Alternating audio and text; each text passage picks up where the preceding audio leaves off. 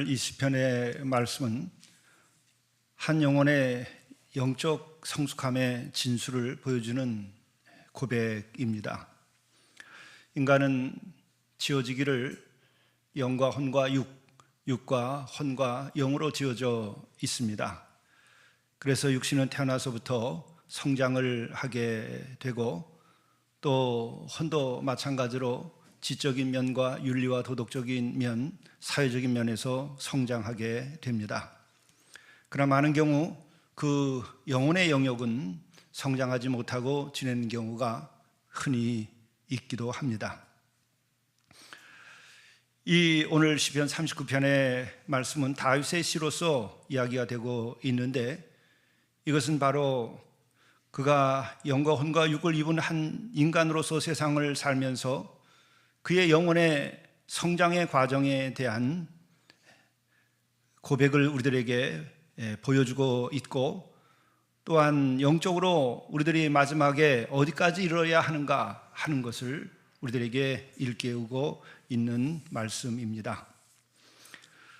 우선 1절의 말씀을 봅니다. 내가 말하기를 나의 행위를 조심하여 내 혀로 범죄하지 아니하리니 악인이 내 앞에 있을 때에 내가 내 입에 재갈을 먹이리라 하였도다.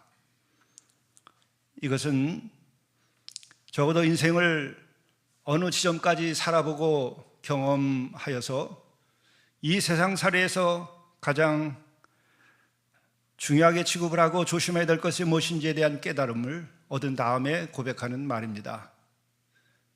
나의 행위를 조심하여 내 혀로 범죄하지 아니하리니 내가 악인이 내 앞에 있을 때에 내가 내 입에 재갈을 먹이리라. 말로 화를 입어본 일이 참으로 많은 경험을 겪은 후에 하는 말입니다. 우리가 인생을 살고 어느 시점에 이르러서 깨달으면 우리는 똑같은 고백에 이르게 됩니다. 인생에서는 함부로 혀를 놀려서는 아니 된다. 이것은 세상을 살면서 한 영혼이 불이 들어와서 깨어나서 자신의 삶을 돌이켜보고 인생살이를 꿰뚫어서 알게 되고, 인간이라고 하는 것이 어떤가 하는 것과 인간의 관계라고 하는 것이 어떤 것인지, 이 사회적인 영역과 또 개인의 여러 관계에서 많은 경험을 하게 됐을 때에 고백되어지는 것은 바로 이것이고, 모든 이들의 같은 결론입니다. 혀를 함부로 놀리지 마라. 또한 그것은 오늘 두 가지의 부분으로 1절이 나눠져 있습니다. 그것은 스스로 자신을 돌이켜서 내가 내 자신의 모든 면에서 내가 살아갈 때에 가정에서나 나 자신과의 관계에 있어서도 내 혀로 범죄하지 말아야 되겠다. 함부로 말하지 말아야 되겠다. 함부로 약속하지 말아야 되겠다. 그것을 깨달아 알아서 자기와 자신과의 관계에 대해서 얘기하고 있는 것입니다. 그러나 그 다음에는 악인이 내 앞에 있을 때에 내 입에 재갈을 먹이리라. 악인으로부터 많은 해를 입었던 경험이 있었기 때문에 다윗은 이 같은 이야기를 하는 것입니다. 지혜로운 자, 그에게 있어서 공통되게 가지게 되는 그 가치, 깨달음은 뭔가?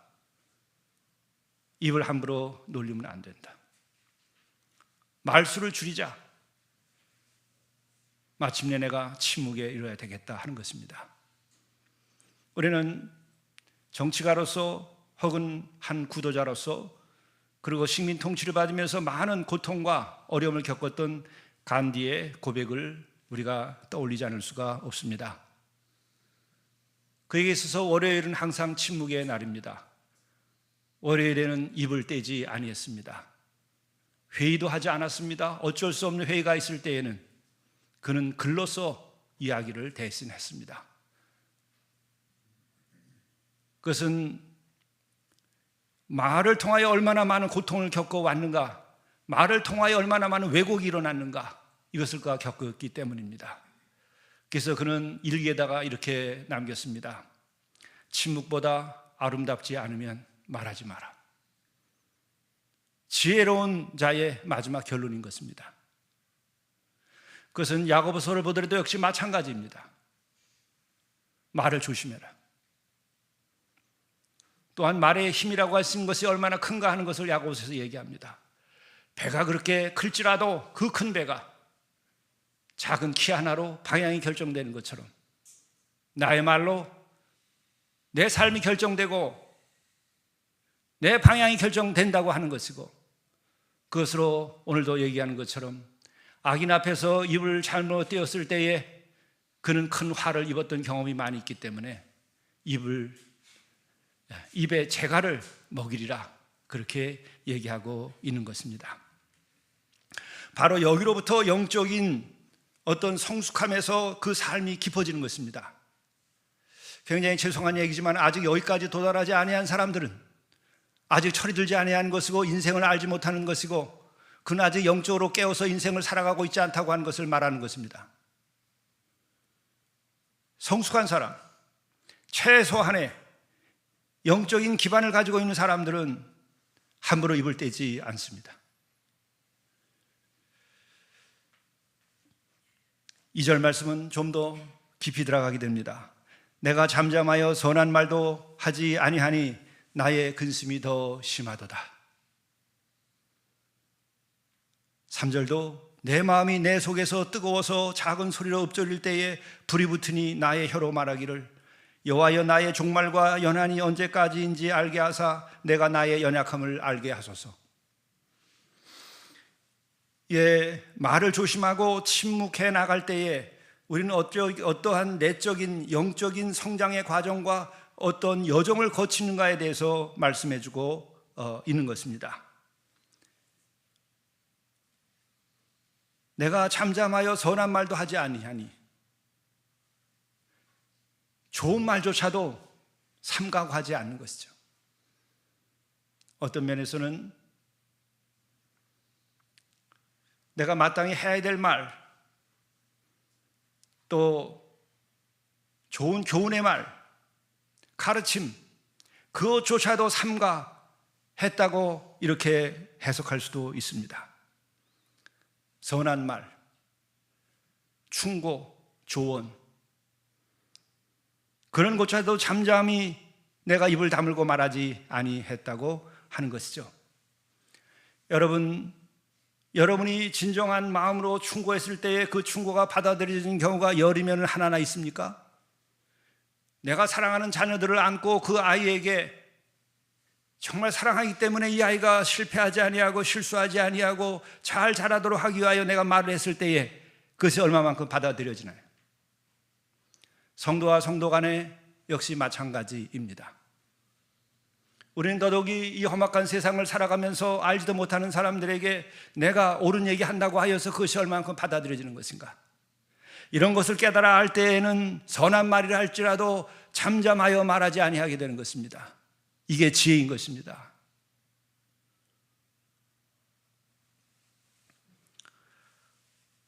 그래서 설교로 인생을 살아가는 목사에게 있어서는 늘 좌절과 좌절의 연속입니다. 목사로서의 삶을 살아가는 것조차도 어려운 일이지만, 그러나 의무적으로 해야 할 하나님의 말씀을 전할 때에도 설교의 말이라 할지라도, 선한 말이라 할지라도, 그를 위한 말이라 할지라도 그것이 받아들여지는 것은 참으로 은혜가 임하지 아니하고서는 받아들여지지 않습니다. 그것이 인생이고, 그것이 어떤 면에서는 죄악 가운데 살아가는 영혼의 그 삶의 현실이라고 말할 수밖에 없는 것입니다. 그래서 잠잠하여 선한 말도 하지 아니하느니 나의 근심이 더 심하도다. 말을 해서 화를 입고 말을 해도 소용이 없고, 그래서 말을 하지 아니하는데, 그래서 잠잠하고 삼가 충고도 하지 아니하고 명령도 하지 아니하는데 좋은 일이 생기는 게 아니라 근심이 더하도다. 우리의 인생이 이와 같다고 하는 것입니다. 그런 과정을 통해서 또 하나는 우리는 여기 근심에 대해 하나 더 생각할 것이 있는데, 그것은 바로 이 근심이라고 표현되어 있지만은 이것은 생에 대한 근본적인 어떤 고뇌를 의미하는 것이기도 합니다. 내가 입을 닫고 또한 선한 말도 하지 아니하고 침묵하면서 내 삶을 살아갈 때에 그것으로서 내가 온전히 자유케 되고 평안케 되는 것이 아니라 그럴 때에도 인생에 대한 고뇌와 질문과 고통은 여전히 남아있다고 하는 것을 말하는 것입니다. 그래서 3절 말씀은 내 마음이 내 속에서 뜨거워서 고뇌의 뜨거움, 근심의 뜨거움, 그 뜨거워서 작은 소리로 읊조릴 때에 불이 붙으니 나의 혀로 말하기를 말을 하지 아니하여도 역시 내 안에서 뜨거운 불길이 일어나서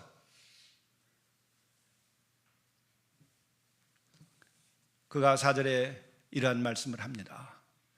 여호와여 나의 종말과 연한이 언제까지인지 알게 하사 내가 나의 연약함을 알게 하소서. 이것이 마지막 우리의 영적으로 나아갈 때에 어떤 근원적인 세계로 들어가는 것을 말하는 것입니다. 지금까지 이 다윗의 시는 나의 내면적인 세계, 나의 영적인 세계에 머무르고 있다가 결국은 그가 그 마음속 영혼 깊은 곳으로부터 타오르는 뜨거움의 고통 때문에 갈등 아니면 상처, 그 어떤 고통 때문에 내가 견딜 수가 없는 그 삶을 피할 수가 없는 처지에서 그가 마지막에 도달하는 것이 4절의 말씀입니다. 여호와여 나의 종말과 연한이 언제까지인지 알게 하사. 나의 종말과 연한이 언제까지인지 나에게 알게 하소서 하는 것입니다.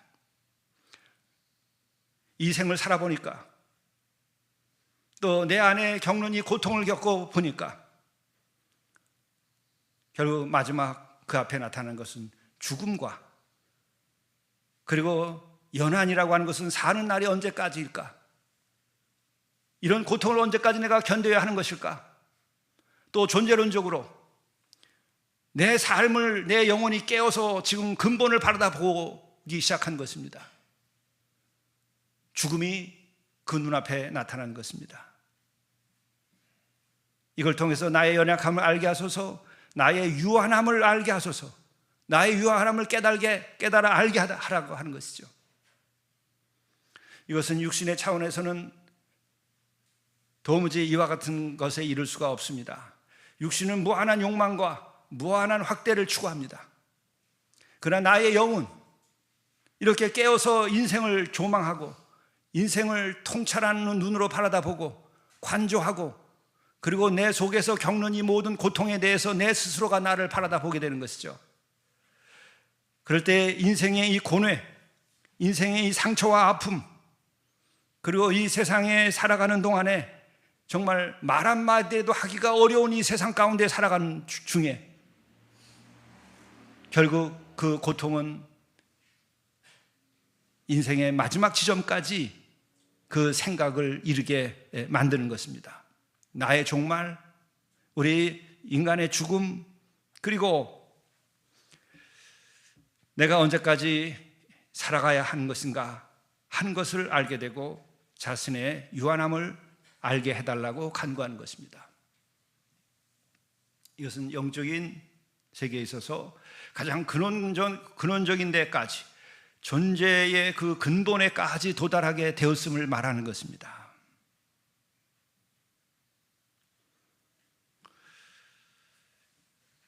이 같은 데에 이런 영혼들, 그래서 5절에 가면은 이렇게 더 구체적인 얘기를 합니다.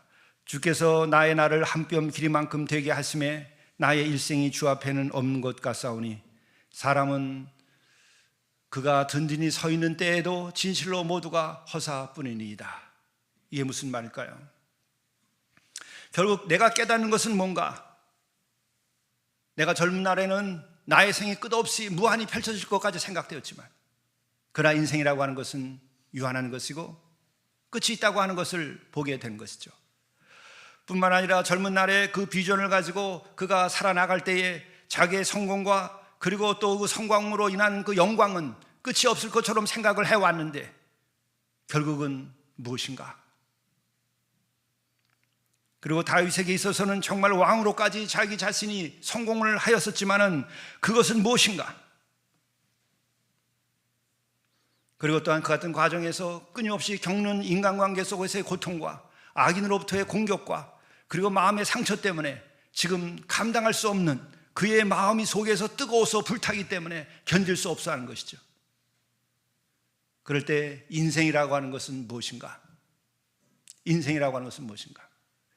그 영혼의 깊이만큼, 그 영혼이 인간을 더 깊이 보는 것만큼 인간은 무엇인가? 삶은 무엇인가에 대해서 의미가 다릅니다. 이해하는 것이 다릅니다. 육적인 사람이 인생은 무엇인가 할 때는 결국은 먹고 입고 자는 것밖에는 구할 것이 없을 것입니다. 혼의 차원에서 인생을 살아가고 바라보는 사람들은 그래도 도덕적이어야 된다고, 그리고 또 뭐 아는 것은 있어야 된다고 지식을 추구합니다. 그리고 그것을 무한히 추구하게 되면 뭔가 내 삶에 완전한 행복이 있을 것처럼 생각합니다. 그러나 영이 깨어서 내 자신의 삶을 보게 되면 인생은 유한하고 인간은 죽음 앞에 있고 내가 이룩한 그 도덕적인 그 훌륭한 것이라고 하는 것이 정녕 얼마나 가치가 있는 것일까? 그리고 나의 도덕과 나의 의가 얼마나 온전한 것일까? 그 상태를, 상대적인 것을 보게 되는 것입니다. 나의 연약함을 알게 하소서 기도하게 되는 거예요. 그때까지 이르러야 우리들은 주께로 나아가고 내 영혼이 진정으로 나 자신의 스스로에게 있어서도 진실함에 이르기 때문에 그 순간 그에게는 자유함이 오게 되는 것입니다. 내가 더 도덕적이어 있다고 생각하는 거, 그게 대단히 도덕적이고 훌륭한 것 같지만 그것은 인간의 의와 도덕성이 얼마나 연약한 것인가를 깨닫는 영적인 관점에서 보게 될 때는 그것은 여전히 부족한 것입니다. 그건 자기 의에 빠져 지내는 율법주의에 지나지 않는 것입니다. 많은 사람들은 지금 이걸 가지고 자기를 주장하고 자기의 옳다고 얘기하고 살아가요. 끊임없는 변명과 끊임없는 자기 합리화와 이런 상태에서 머물러 사는 거예요. 사회적인 공헌, 지적인 성취, 이것이 영원한 것처럼 무한한 가치가 있는 것처럼 생각합니다. 그러나 영이 깨어서 나의 도덕성과 나의 지적인 영역을 살펴볼 때에, 또 나의 사회적인 성공과 그 모습을 살펴볼 때에 영원하신 하나님 앞에서, 영원한 시간 앞에서 나의 존재라고 하는 것은 어떤 것일까? 완전한 거룩함과 완전한 선 앞에서 나의 지금까지 행한 모든 그 나의 의와 도덕성이 얼마나 되는 것일까? 주여, 나의 연약함을 알게 하소서. 나의 종말과 연한이 언제까지인지 주여 알게 하소서. 이것은 영혼의 갈망이고 영혼이 깨어난 영혼이 자신을 향하여 하나님께 간구하는 기도인 것입니다. 이것이 영적인 삶이에요. 참으로 안타까운 것은 우리는 이런 것을 얘기하기 이전에 육적인 혼란 속에서 음란과 그리고 탐욕과 그리고 분쟁 속에서 살아갑니다. 또 내가 너보다 낫다고 하는 도덕적인 우월감을 가지고 서로 싸움을 합니다. 내가 너보다 낫다고 서로 돌을 던집니다. 지옥 같은 세상을 만들어가고 있는 것입니다. 영을 부정하고 하나님을 부정하는 그 세상에서 일어나는 일반적인 현상이에요. 그것이 소돔과 고모라를 만들게 되는 것입니다. 그것이 인간의 삶의 멸망을 가져오는 것입니다.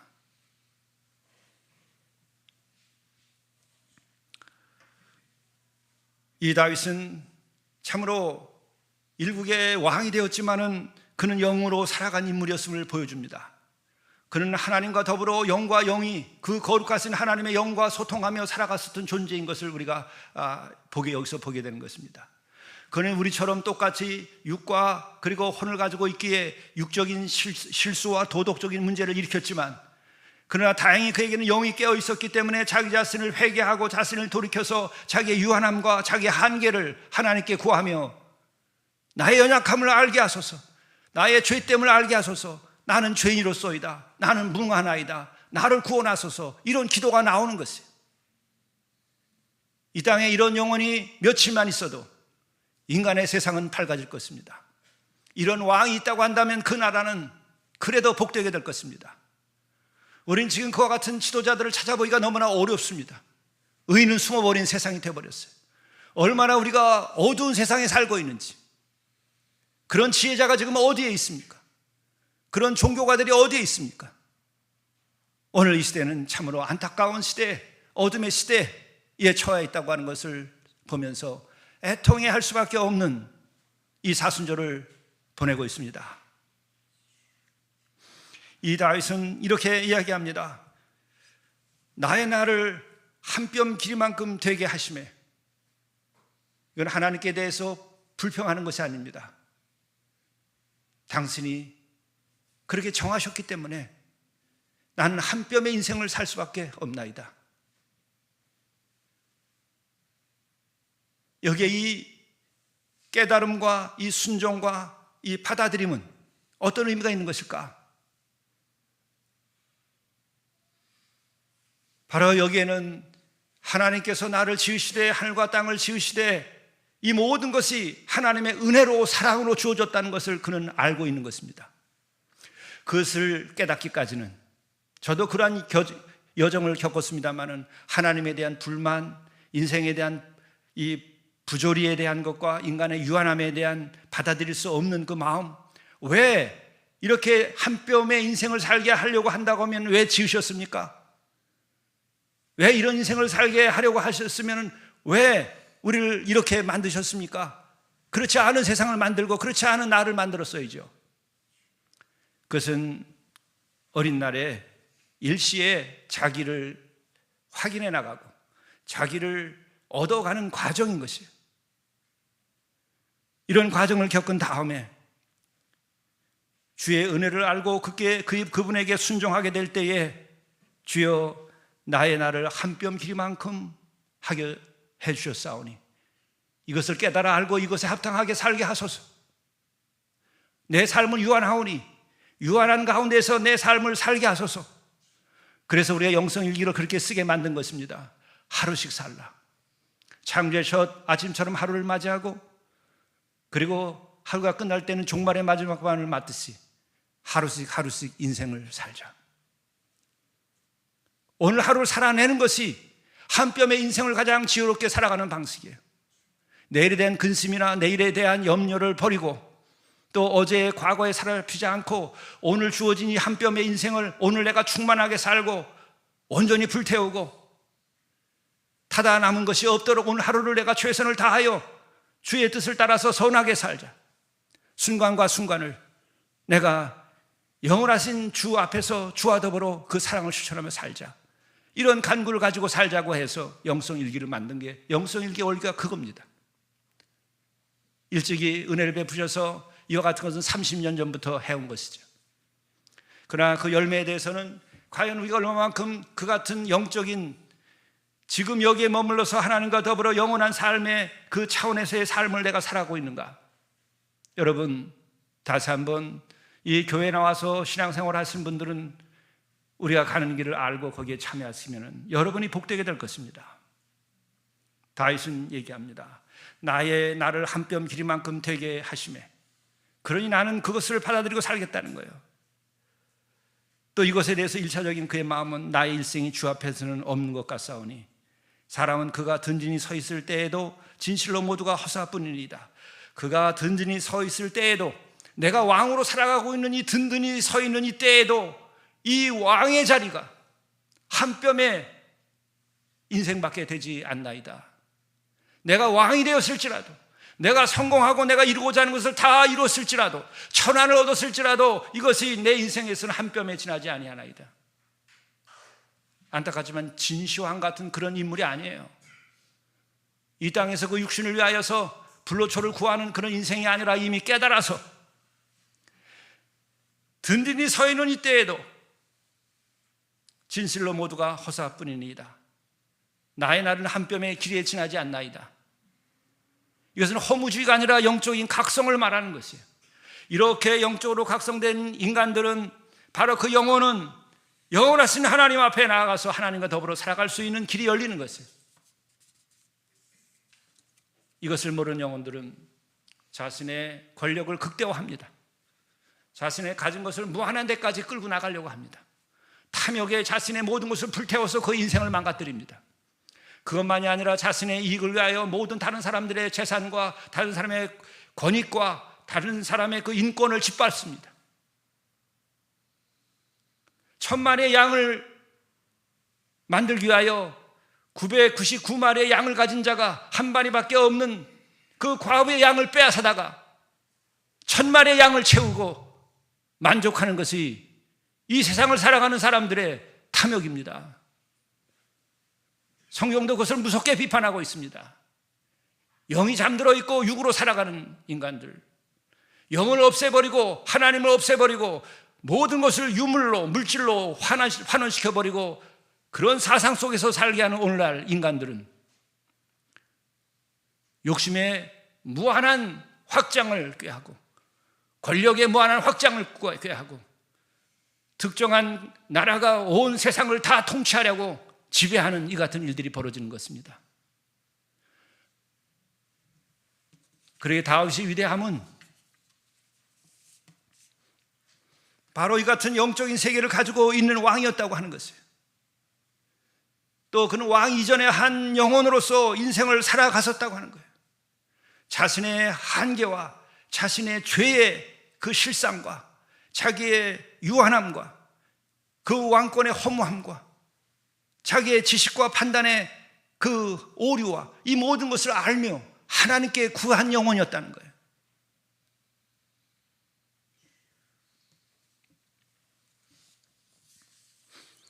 이것은 솔로몬에게 있어서도 마찬가지였었죠. 전도서를 보게 되면 솔로몬은 그렇게 얘기합니다. 자기가 모든 것을 다 얻어봤다. 그러나 헛되도다. 내가 누리는 그 부귀와 영화도 헛되도다. 그것뿐만 아니라 자기가 책을 짓고 지혜를 얻었는데 지혜의 왕이었지만 인간의 지혜라고 하는 것도 역시 완전한 것이 아니라고, 책을 짓는 것조차도 헛되다고 그는 고백을 합니다. 그 어떤 것도 헛되지 아니하는 것이 없다고 하는 것이죠. 그는 그렇게 해서 허무지로 끝난 것이 아니라 인간의 실상을 발견하고 인생이 한 편밖에 되지 아니한다는 것을 깨달아 알고 그는 오직 하나님께로 귀하게 됩니다. 바로 하나님이 있는 자들에게서는 허무로 인생이 끝나는 것이 아니라 인간의 허무와 유한함이 영원하신 하나님을 향하여 나아가는 도약과 초월의 발판이 되는 것입니다.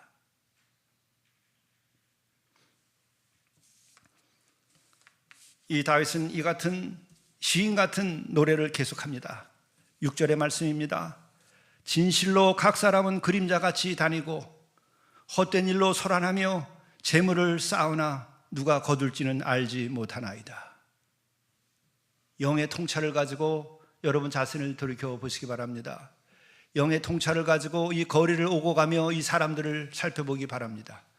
여러분이 영이 깨어서 매일 오가는 신문이나 인터넷판에서 나오고 있는 사람들의 이야기를 살펴보시기 바랍니다. 진실로 각 사람은 그림자같이 다니고 영혼이 없는 자로 산다고 하는 것을 말하는 거예요. 점심을 먹으러 나갔다 식사를 하면서 산책을 하고 올 때에 많은 무리들이 그 커피나 뭔가를 들고 무리져서 나올 때에 어떤 때는 아름답다고 보이고 어떤 때는 한가함을 누리기 때문에 그 군상들이 좋아 보이다가도 어떤 때에는 그림자처럼 보입니다. 묻고 싶은 생각이 들어요. 너는 누구냐? 여러분 자신은 누구냐? 그림자처럼 그냥 세월 속으로 세월을 보내며 그냥 떠돌고 있는 거예요. 너는 누구냐? 묻고 싶어요. 왜 우리는 이 세상에 와서 이렇게 살아가고 있지? 왜 우리는 이 하늘 아래 이 지구 위에서 이렇게 우리는 거리를 배워하며 살고 있지?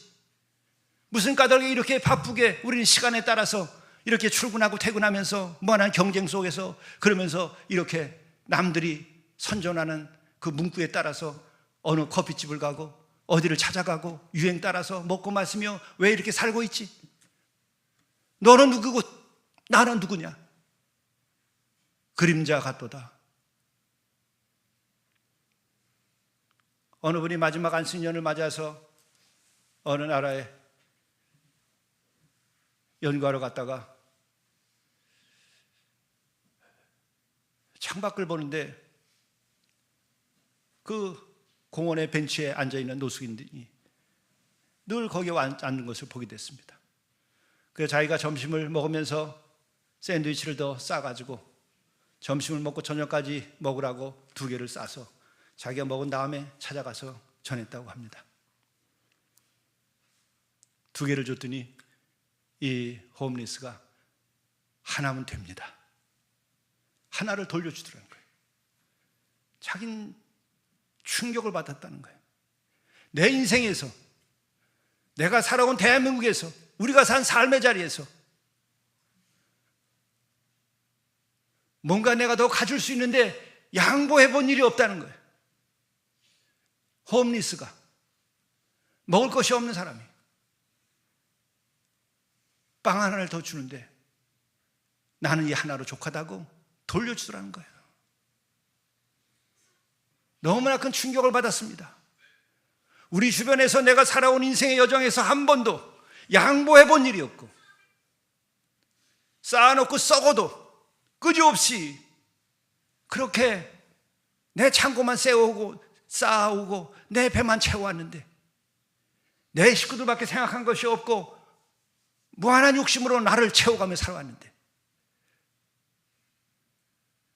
나는 어디까지 이 욕심을 확대해서 만족해야 될 것인가?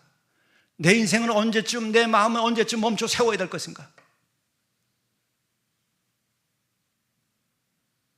학자로서도 인생을 많이 살아오고 이제 마지막 안식년을 나와서 연구년에 나와 있는데, 내가 지성인으로서 어디까지 어떤 생각을 가지고 이 소유에 대해서 내 삶에 대하여 생각해야 될 것인가를 노숙자를 통해서 발견했다고 하는 거예요. 그리고 그 이튿날 그것을 바라보니까 그곳에 있는데 그 노숙자가 비둘기 먹이를 주고 있더라는 거예요. 가진 것도 없는 자가 자기의 일생에는 한 번도 비둘기에게, 어떤 짐승에게 자선을 베푼 일이 없었던 거예요. 노숙자에게 빵 하나 준 것도 자기 일생에 처음, 그래도 한가함이 찾아와서 연구년에 그래도 마음의 여유가 생겨서 줬다는 거예요. 우리가 함께 살아가는 생명 공동체라고 말은 그렇게 해왔으면서도 한 번도 비둘기에게, 어떤 동물에게 먹이 한번 줘본 일이 없었다는 거예요. 우리들의 욕심은 우리를 눈멀게 하고 끊임없이 나는 부족하다고 하는 환상 속에서 살게 하는 거예요. 나는 오늘도 부족하고 내일도 부족하고 또 모레도 부족할 것이에요. 언제까지입니까? 그러나 노숙자라 할지라도 나는 오늘 한 끼면은 나는 여기서 감사하다. 누가 더 자유로울까요? 누가 더 평안할까요? 누가 더 행복할까요? 누가 누구를 위로한다는 말인가요?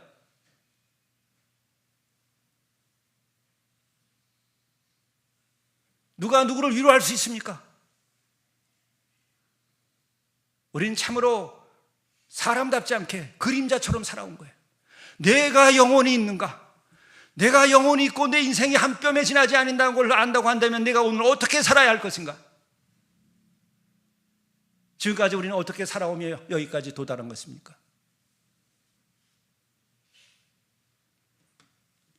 이어서 다윗은 얘기합니다. 헛된 일로 소란하며 재물을 쌓으나 누가 거두는지 알지 못하나이다.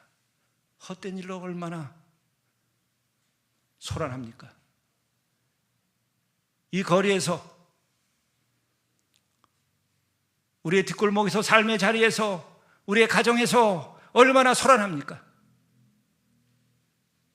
무엇 때문에 헛된 일을 우리가 도모하고 있는 것인가 하는 깨달음이 우리들에게 와야 되는 거예요.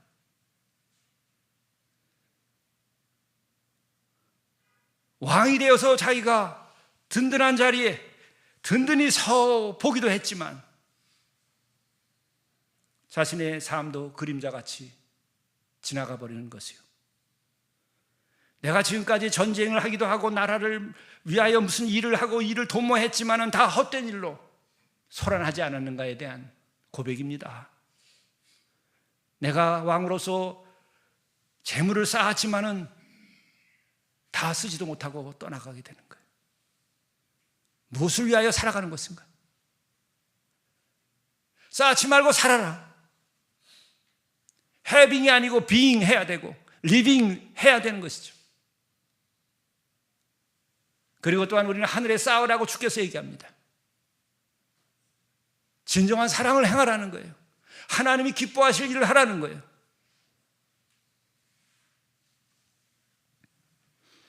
그러면 그가 깨닫는 마지막 고백의 7절에 주여 이제 내가 무엇을 바라리요 나의 소망은 주께 있나이다. 이게 믿음을 가진 영혼을 인정하고 살아가는 영혼과 그 영혼이 없고 하나님이 없는 자와의 근본적 차이입니다. 영이 있고 영적 존재라는 것을 내가 알고 하나님도 영이시기 때문에 하나님과 내가 함께 기도하고 영으로 소통하는 가운데에 그 영원한 나라와 영원한 존재가 있다고 생각하고 살아가는 이들은 인생의 진정한 허물을 만났을 때에 좌절하지 않습니다. 도약하게 되는 거예요. 하늘이 열리고 불이 붙는 겁니다. 영원한 나라가 불붙는 것입니다. 나의 소망은 주께 있나이다.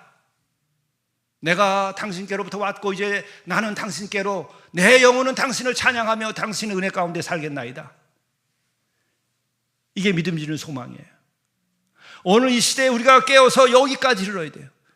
우리가 지금 든든히 서고자 하는 것이 얼마나 허망한 일이며 또한 우리의 삶이 한 뼘에 지나지 아니하는 것인데도 그것들을 모르고 살며 나의 욕망이 끊임없이 확대되고 있으나 그것이 너무도 형편없다고 하는 것을 내가 깨달아 알고 내가 깨어서 영원하신 분을 향하여 내 영혼이 눈을 떠야 되는 것이죠. 그리고 그는 이런 마지막 간구를 이어갑니다. 나를 모든 죄에서 건지시며 우매한 자에게서 욕을 당하지 아니하게 하소서. 왕의 기도가 이래요. 여러분은 진정으로 나 자신이 죄인이라고 하는 것을 알고 죄의 우물에 빠져서 익사하기 직전이라고 하는 것을 내가 정말 알고 나를 건져달라고 하는 기도를 해본 일이 있습니까? 나는 너와 다르다. 나는 의롭다. 너희들은 도둑놈이고 너희들은 악하고 너희들은 불의하지만 나는 정의롭고 누가 나한테 감히 나를 당하랴. 이런 패턴 속에서 맹목적으로 이런 기계적인 패턴 속에서 우리들은 자기를 주장하고 지금 살아가고 있는 이 세상 한복판에 있어요. 자기 의의 중독에 빠졌어요. 기계적으로 나는 의인이에요. 기계적으로 나는 선한 사람이에요. 성찰하지 않아요. 다 그림자 같고 영혼이 없고 나 없이 살아가는 인생들이에요. 어느 이념이나 어느 파당에서 만들어 놓은 그 기계적인 틀 속에서 지금 돌아가고 있는 거예요. 허망한 것입니다. 그것은 다 허상인 것이에요. 이 왕이 주 앞에 나가서 주여 나를 모든 죄에서 건지소서. 주여 나를 모든 죄에서 건지소서. 그리고 우매한 자에게서 욕을 당하지 아니하게 하소서. 의로운 사람들, 참된 삶을 추구해 본 사람들은 그가 정치가이든 그가 교육자이든 그가 목사이든 그가 사업가이든 다 겪는 게 있어요. 우매한 자들에게 당하고 삽니다. 여러분, 우리가 이러한 낭만과 이러한 낙관에서 벗어나야 돼요. 내가 선하고 내가 의롭고 내가 착하고 내가 좋으면 나는 당하지 아니하리라. 그렇지 않아요. 우매한 자에게 왕도 욕을 당하며 사는 거예요. 그것이 죄악된 세상입니다. 그것이 죄악된 죄 가운데 사는 인간입니다. 누가 그런 얘기 하더라고요. 목사님은 좋으시겠어요? 일단 그 이야기가 좋습니다. 목사님 좋으시겠어요? 그냥 좋은 일만 하면 무조건 되는 거 아니에요? 그렇게 목사를 바라다 보니까 참 낭만적이고 좋아 보여요. 좋은 일만 하면 여러분 좋은 일이 생길 것 같아요. 좋은 일만 하면 모든 사람이 다 좋아할 것 같아요. 나는 왜 안 주냐고 그래요. 여기 사람이 어려워서 이 사람 주면 이 옆에서 왜 나 안 주냐고 그래요. 목사님 왜 차별하냐고 그래요. 여기 줄 것도 없는데 기다리지 않습니다. 다 자기 식대로 생각하는 거예요. 집을 팔고 아니에요. 십자가에서 죽으면은 다 박수 칠 것 같아요. 예수님이 십자가에서 죽을 때 어떻게 했어요? 그 인간이에요. 그 앞에 무릎 꿇지 않아요. 조롱하고 우매한 자에게서 욕을 당하지 아니하게 하소서. 여러분, 이 기도를 할 수 있는 이들이 되어야 돼요. 나의 모든 죄에서 나를 건지시며 동시에 내가 선을 행하고 내가 지혜롭게 행하고 내가 주의 뜻을 행하고 주의 의를 행하는데 그 가운데 우매한 자로부터 욕을 당하지 않게 해주십시오. 그러면서도 나가는 거예요. 의의 최후의 승리를 믿고.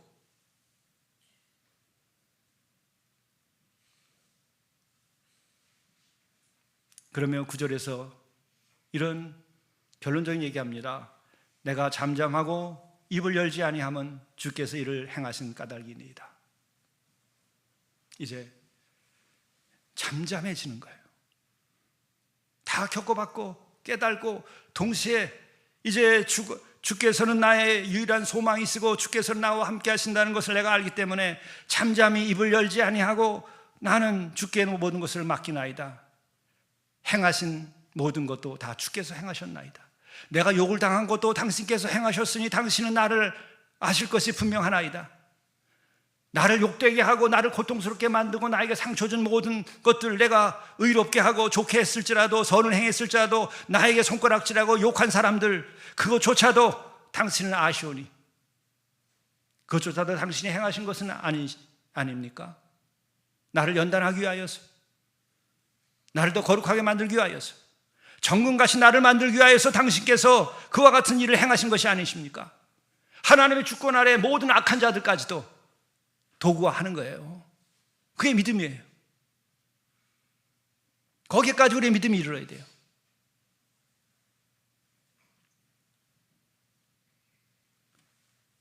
그리고 또한 10절에서 주의 징벌을 나에게 옮기소서 주의 손이 치심으로 내가 쇠망하나이다.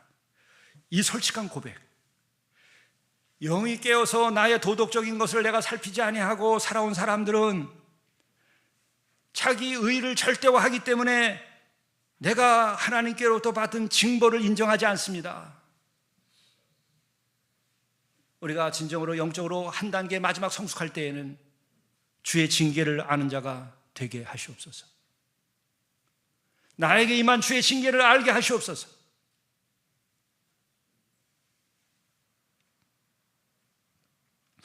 그럴 때는 주로부터 받은 그 징계가 아니라 나를 도약하게 하고 나로 하여금 회개의 은혜를 입게 하고 나를 거룩하게 하는 하나님의 은총인 것을 알게 되는 것이에요.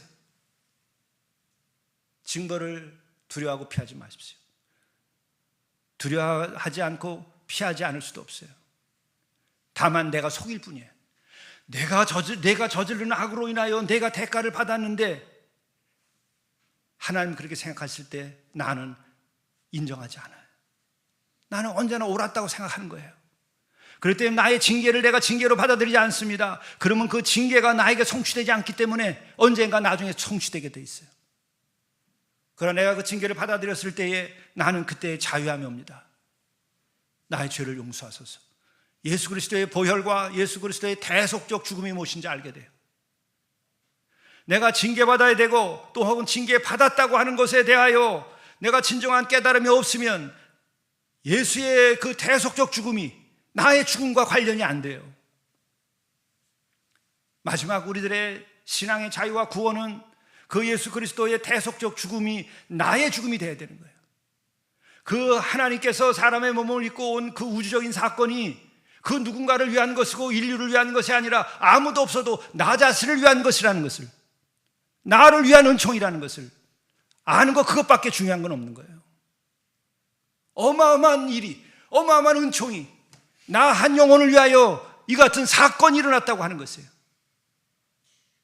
한 영혼이 전부인 것이에요. 하나님 그 한 영혼이 전부라고 생각하고 우리에게 나타난 거예요. 그게 완전한 사랑인 것이에요. 십자가 사랑은 그와 같은 거예요. 너를 위하여, 인류를 위하여 구원하지 않습니다. 한 영혼이 천하보다 귀하기 때문에 그 한 영혼을 위하여 말도 되지 않게 신이, 천지를 지으신 하나님이, 창조주가 사람의 몸을 입고 오셨는데 나를 위하여 오셨다는 거, 그거 하나만 내 눈에 보여야 되는 거예요. 그때 우리는 내가 어떤 징계를 받았을지라도, 내가 징계를 받을 자라 할지라도, 주의 손이 나를 치고 어떤 징벌을 가할지라도, 내가 지금 쇠망하여 있을지라도 그 주가 나를 일으키는 놀라운 은총이 나에게서 일어나는 거예요. 성령이 역사하시면 나는 어떻게 되는가? 그 모든 구원의 사건이, 그 예수의 십자가의 사건이 나 자신 하나를 위하여 일어났었다는 것을 깨닫는 거예요.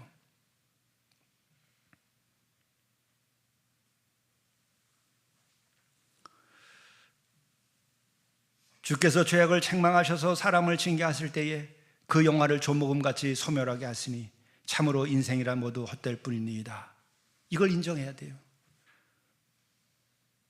그 징계를 인정하고 이 같은 헛됨을 내가 인정할 때에 모든 것을 창조하시고 의미를 부여하시고 사랑하신 그분이 바로 내 안에 구원자로서 올 수 있게 되는 거예요. 내가 나의 죄를 인정하지 아니하고 나의 삶의 헛됨을 인정하지 아니할 때에 그분의 영원하심과 그분의 무한한 사랑과 그분의 용서가 나의 것이 되지 아니하는 거예요. 그럴 때 우리는 영이 깨어서 내 스스로가 먼저 나의 혼의 차원에서, 사회적인 차원에서, 도덕적 차원과 윤리의 차원에서 나의 부족을 깨닫고 나의 육신의 그 눈멀게 무한한 욕망 가운데 살아가고 있는 그것을 내가 깨닫고 주께 내어놓고 나는 한 뼘의 인생에 지나지 아니하나이다. 주의 징벌을 나에게 피하소서. 주여 나를 긍휼히 여기소서. 나를 불쌍히 여기소서. 나를 구원하소서. 또한 나를 위하여 십자가에 달리셔서 대속하신 그 주님의 은혜에 감사하는 기쁨을 내가 영광으로 드릴 때에 우리의 삶은 그 순간에 완전히 새로운 존재로 거듭나게 되는 것입니다. 이것이 복음입니다. 기도하시겠습니다.